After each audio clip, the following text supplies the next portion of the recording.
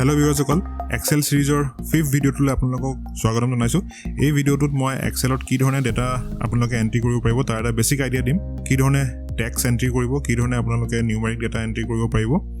এই সকলোবোৰ কথা ইয়াত মই ক'বলৈ গৈ আছো আপোনালোকে যদি মোৰ আগৰ ভিডিঅ'বোৰ চোৱা নাই তেনেহলে মই ৰিকুৱেষ্ট কৰিম এই ভিডিঅ'বোৰ চাই লওক গতিকে এতিয়া মই ডেটা এন্ট্ৰি কৰিবলৈ এটা এক্সাম্পলৰ হয় আপোনালোকক দেখুৱাম মই মান্থলি এক্সপেন্সৰ কথা ইয়াত এন্ট্ৰি কৰিম এণ্ড ডেটা এন্ট্ৰি কৰিম গতিকে সকলোতকৈ প্ৰথমতে মই A1 যিটো সেল আছে হেতু সিলেক্ট কৰি লম আৰু সিলেক্ট কৰি ইয়াত মই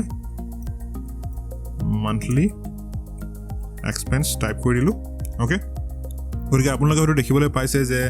ইয়াত যেটো মই টেক্সৰ ডেটা এন্ট্ৰি কৰিলো হেতু দেখা তেনে লাগিছে যেন হেতু B1 সেলটোলৈকে আহিছে কিন্তু একচুয়ালি B1 সেলটো অহা নাই এই সকলোখিনি ডেটা আপোনালোকৰ A1 সেলটোতে আছে সেই কথাটো আপোনালোকে কেনেকৈ গম পাব যদি আপুনি A1 সেলটো সিলেক্ট কৰে তেতিয়া দেখিবলৈ পাইছে ইয়াত দেখাইছে monthly expense ওকে মানে গোটেই ডেটাটো আপোনাৰ A1 সেলটোতে আছে কিন্তু যদি B1 সেলটো সিলেক্ট কৰে তেতিয়া হলে সব ইয়াতে ডেটা দেখিবলৈ নাপায় ওকে নেক্সট স্টেজটো হ'ল যে monthly expenseৰ ভিতৰত মোৰ বহুত এক্সপেন্সেস থাকিব বহুত বেলেগ আইটেমত মই এক্সপেন্স কৰিম গতিকে সেই সকলোবোৰ আইটেম মই এই যেটো ফাৰ্স্ট কলম আছে তাত মই এন্ট্ৰি কৰিম ওকে তো মই ইয়াত লিখি লৈছো আইটেমছ বুলি ওকে আৰু এতিয়া যদি মই তাৰ তলৰ সেলটোলৈ যদি আহিব বিচাৰো তেতিয়া হলে মই কিবোৰ্ডত এন্টাৰ দবাব লাগিব এটো সক এন্টাৰ দবালে আপোনালোকে তলৰ সেলটোলৈ আহিব পাৰিব গতিকে ফাৰ্স্ট এক্সপেন্স টু মই লৈছো ৰেন্ট তো সেকেন্ড টু মই লেটস সে লৈছো ওয়াটাৰ ওকে তাৰ পাছত মই লৈছো সাপোজ টিউশন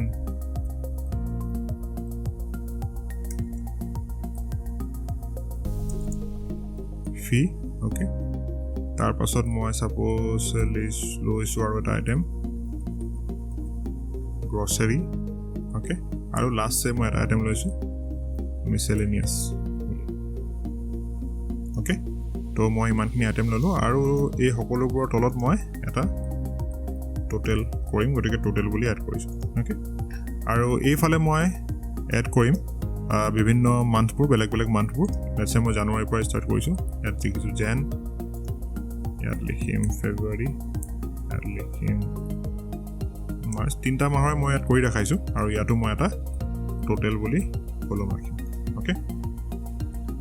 এতিয়া মই টেক্সৰ এটা এন্ট্ৰি কৰা হৈ গল গতিকে মোৰ ডেটাখিনি যেখিনি থাকিব সেইখিনি এই যেটো এৰিয়া তাৰ ভিতৰতে থাকিব গতিকে আপোনালোকে যদি ইচ্ছা কৰে এই পোৰচনটো আপোনালোকে বিভিন্ন ধৰণে আপোনালোকে হাইলাইট কৰিব পাৰে ইয়াৰ বিষয়ে মই পৰৱৰ্তী ভিডিঅ'ত ডিসকাস কৰিম কিন্তু এতিয়া আপোনালোক সিম্পলি এটা ষ্টেপ দেখাই থওঁ আপোনালোকে এই টেবুলখন যিখন আছে এই অপচনটোত ক্লিক কৰি ইয়াত দেখিবলৈ পাইছে অল বৰ্ডাৰ্ছ গতিকে এটো ক্লিক কৰি দিলে এসব হাইলাইট হৈ পৰিছে আৰু ইয়াৰ ভিতৰতো যদি আপোনালোকে ইচ্ছা কৰে যে মই লেটস সে এই প্ৰথম যেডাল ৰো আছে এই ৰোটো মই হাইলাইট কৰিব বিচাৰিছো তো ইয়াত আপোনালোকে দেখিবলৈ পাইছে এই অপচনটো যদি আপুনি ক্লিক কৰে বিভিন্ন ধৰণৰ কালাৰ পাব এসব আপুনি কালাৰটোৰ ওপৰত যেতিয়া মাউসটো ৰাখিব তেতিয়া আপোনালোকে ইয়াত প্ৰিভিউটো দেখিবলৈ পাব তলত গতিকে মই লেটস সে এটো কালাৰ সিলেক্ট কৰিছো আৰু ঠিক একেদৰে যদি মই এইফালো হাইলাইট কৰিব বিচাৰো তেনেহলে যেটো লাষ্ট কালাৰ হয় হেতু কালাৰ ইয়াত দেখাই থাকে এটো সব যদি তাৰ বাহিৰে বেলেগ কালাৰ আপুনি সিলেক্ট কৰিব বিচাৰে তেতিয়াহলে এই হৰু যেটো বাটন আছে এটো ক্লিক কৰিব আৰু ইয়াত ঠিক একেদৰে লেটস সে মই কালাৰটো সিলেক্ট কৰি ললো ওকে গতিকে মই এটো বেসিক ফৰমেট ডেটাৰ কাৰণে ৰেডি হৈ গল আৰু এতিয়া মই এই যিবোৰ সেল আছে এইবোৰত মোৰ নিউমেৰিক ডেটাবোৰ এন্ট্ৰি কৰিম মানে মোৰ একচুয়ালি কিমান এক্সপেন্সেস হৈছে এইবোৰ মই ইয়াত এন্ট্ৰি কৰিম লেটস সে মই ৰেন্টত এক্সপেন্স কৰো 12000 টকা গতিকে মই আপোনালোকক কৈছিলো যে তললৈ মুভ কৰিবলৈ হলে আপোনালোকে এন্টাৰ দবাব লাগিব তো এন্টাৰ দবালো সাপোজ মই ওয়াটাৰত এক্সপেন্স কৰো 1000 টিউশন ফিজ সাপোজ মোৰ হয় 1500 টকা গ্ৰসাৰী সাপোজ মোক লাগে 2000 रुपीजৰ আৰু মিসেলেনিয়াছত মই দি থৈছো লেটস সে 500 ওকে গতিকে এটা কথা আপুনি গম পালে যে এন্টাৰটো দবাই আপোনালোকে সিলেকশনটো তলৰ ফালে মুভ কৰিব পাৰে ঠিক একেদৰে আপোনালোকে যদি হৰাইজন্টেলি মুভ কৰিব বিচাৰে তেতিয়াহলে লেটস সে মই এই সেলটোত মোৰ সিলেক্ট হৈ আছে আৰু যেটো সেল সিলেক্ট হৈ আছে হেতু আপোনালোকে এই নেম বক্সত দেখিবলৈ পাব এটো সক B5 ওকে যদি আপোনালোকে হৰাইজন্টেলি মুভ কৰিব বিচাৰে তেনেহলে আপোনালোকৰ কিবোৰ্ডত আপোনালোকে ট্যাব টু প্ৰেছ কৰিব লাগিব এসব ট্যাব প্ৰেছ কৰিলে আপোনালোকে হৰাইজন্টেলি মুভ কৰিছে ওকে তো ফেব্ৰুৱাৰী মাহটো মোৰ যেটো এক্সপেন্স আছে সেইটো সেমই মই ৰাখি লৈছো গতিকে এটো আপোনালোকে টাইপ কৰিব পাৰে কিন্তু মই ইয়াত এইখিনি কপি কৰি লম ওকে ৰাইট ক্লিক কৰিলোঁ আৰু ইয়াত থাকিব আপোনাৰ কপি ওকে তাৰপিছত এইটোত গৈ মই ৰাইট ক্লিক কৰি পেষ্ট আকৌ ইয়াত কৰি মই পেষ্ট কৰিলোঁ ওকে আৰু এইটো চাওক যিটো চেল আপুনি চিলেক্ট কৰি ৰাখিছে এনেধৰণে হাইলাইট হৈ থাকে এয়া চাওক কিনাৰৰ ফালে আপোনালোকে এটা এনিমেশ্যন দেখিবলৈ পাইছে লাইনডাল মুভ কৰি আছে গতিকে এইটো যদি আপুনি ডিচিলেক্ট কৰিব বিচাৰে চিম্পলি আপুনি কীবৰ্ডত যদি এস্কেপ প্ৰেছ কৰে এয়া চাওক চিলেকশ্যনটো আঁতৰি গ'ল এতিয়া ইয়াত আমি দুটা ফৰ্মেটৰ আমি ডেটা এণ্ট্ৰি কৰিলোঁ এটা হৈছে টেক্স এইখিনি চাওক টেক্স আৰু ছেকেণ্ডটো হৈছে নিউমাৰিক ডেটা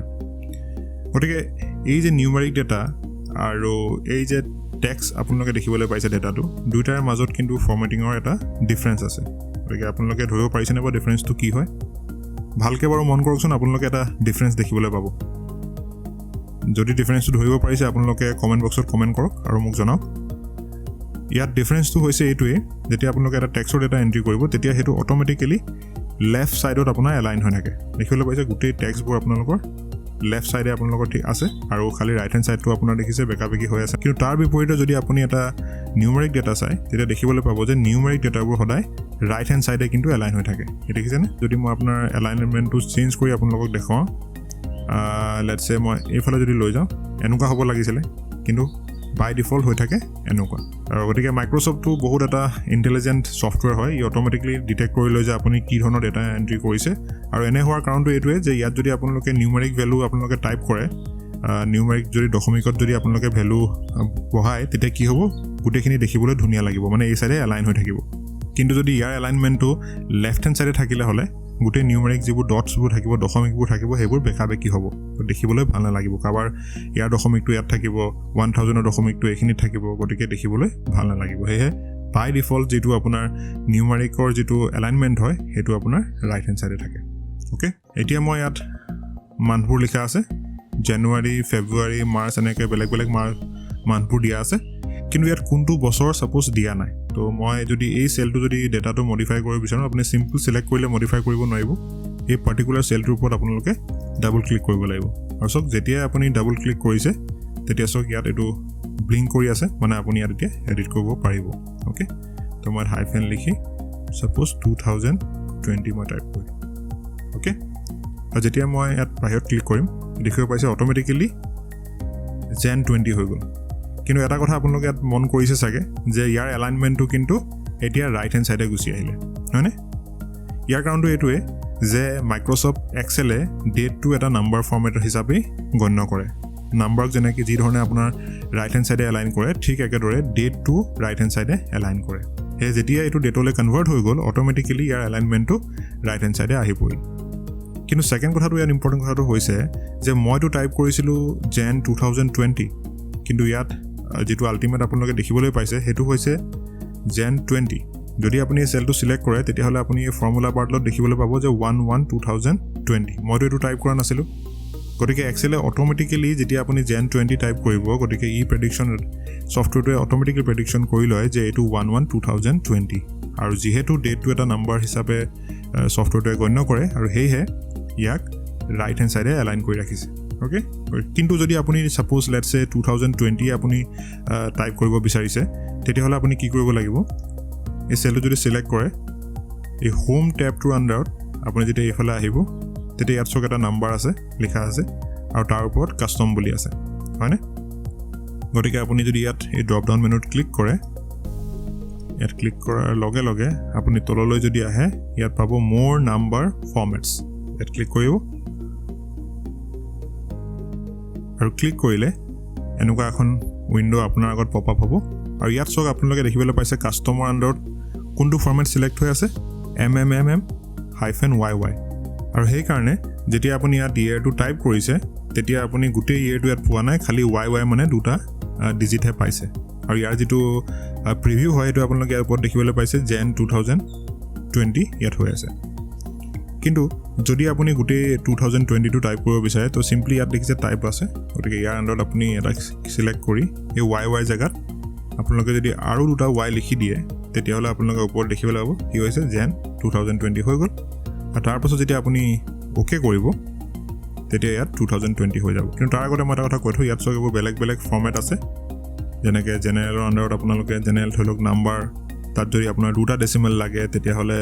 এইটো চক 2 আছে গতিকে নাম্বাৰৰ পিছত আপোনালোকে দুটা ডেচিমেল দেখিবলৈ পাব কাৰেন্সি আপোনাৰ বেলেগ ধৰণৰ ফৰ্মেট আপোনালোকে কৰিব পাৰে একাউণ্টিং ডেট এনেধৰণে বেলেগ বেলেগ অপশ্যন আছে আৰু এইবোৰ আপোনালোকে অভাৰ দি টাইম যেতিয়া লাহে লাহে প্ৰেক্টিচ কৰি থাকিব বা বেলেগ বেলেগ ফৰ্মেটত কাম কৰিব তেতিয়া এই অপশ্যনবোৰৰ বিষয়ে আপোনালোকে জানিব পাৰিব গতিকে এতিয়া আমি কাষ্টমত আছিলোঁ আৰু ইয়াত YY টাইপ কৰিলোঁ এইটো অপশ্যন আছিলে আমাৰ এইটো আছিলে আৰু ইয়াত আমি পিছফালে YY টাইপ কৰিছিলোঁ গতিকে এতিয়া যদি আমি অ'কে কৰি দিওঁ তেচক এইটো জানুৱাৰী 2020 হৈ গ'ল ঠিক একেদৰে আমি বাকীকেইটা চেলতো চেঞ্জ কৰি লওঁ সেইকেইটাতো মই ফৰ্মেটিং কৰিব লাগিব হ'লো এতিয়া মই দুটা চিলেক্ট কৰিলোঁ হোমত আছিলে কাষ্টমাৰ আণ্ডাৰলৈ গ'লোঁ মোৰ নাম্বাৰ ফৰ্মেটছত গ'লোঁ আৰু ইয়াত গৈ মই এইটো YY কৰিলোঁ আৰু অ'কে কৰিলোঁ ঠিক হৈ গ'ল এতিয়া ঠিক একেদৰে যদি আপুনি এই যিবোৰ নাম্বাৰ লিখা আছে ইয়াত যদি ডেচিমেলবোৰ এড কৰিব বিচাৰিছে তেতিয়াহ'লে চিম্পলি আপুনি গোটেই নাম্বাৰখিনি মই একেলগে চিলেক্ট কৰি লৈছোঁ আকৌ মই হোমৰ আণ্ডাৰত এইটো চাওক জেনেৰেলত আছে গতিকে এইটোত যদি মই যাওঁ মোৰ নাম্বাৰ ফৰ্মেটছত যদি মই ক্লিক কৰোঁ তেতিয়াহ'লে ইয়াত চাওক নাম্বাৰ বুলি এটা অপশ্যন আছে নাম্বাৰলৈ মই গ'লোঁ আৰু ইয়াত ডেচিমেল প্লেচেছ 2 বুলি আছে গতিকে আমাক দুটা লাগে দুটাই আছে যদি তাতকৈ বেছি লাগে আপুনি ইয়াততো 3টা বা 4টা 5টা আপোনাক যিধৰণে দৰকাৰ হয় সেইধৰণে আপোনালোকে কনফিগাৰ কৰি ল'ব পাৰে গতিকে মোক এতিয়া দুটা লাগে চিম্পলি মই ইয়াত 2 ৰাখিম আৰু যদি মই অ'কে কৰোঁ তেতিয়া দেখিবলৈ পাব আপুনি চাওক গোটেই নাম্বাৰৰ পিছফালে অট'মেটিকেলি 0.00 আহি পৰিছে গতিকে এই ধৰণে আপোনালোকে কি কৰিব পাৰে না বেলেগ বেলেগ যিবোৰ ডেটা এণ্ট্ৰি কৰিব টেক্স হওক বা আপুনি নাম্বাৰ হওক বেলেগ বেলেগ ধৰণে আপোনাৰ ৰিকুৱাৰমেণ্ট হিচাপত আপোনালোকে ফৰ্মেটিং কৰি ল'ব পাৰে ইয়াৰ পিছৰখিনি আমি আমাৰ পৰৱৰ্তী ভিডিঅ'বোৰত ডিছকাছ কৰিম আশা কৰিছোঁ ভিডিঅ'টো আপোনালোকৰ বাবে হেল্পফুল হ'ল আৰু এই ভিডিঅ'টোৰ পৰা আপুনি কিবা এটা শিকিব পাৰিলে যদি ভিডিঅ'টো আপোনালোকৰ বাবে হেল্পফুল হ'ল তেনেহ'লে ভিডিঅ'টো লাইক কৰক আমাৰ চেনেলটো ছাবস্ক্ৰাইব কৰি লওক আৰু মই লগ পাম মোৰ নেক্সট ভিডিঅ'টোত ধন্যবাদ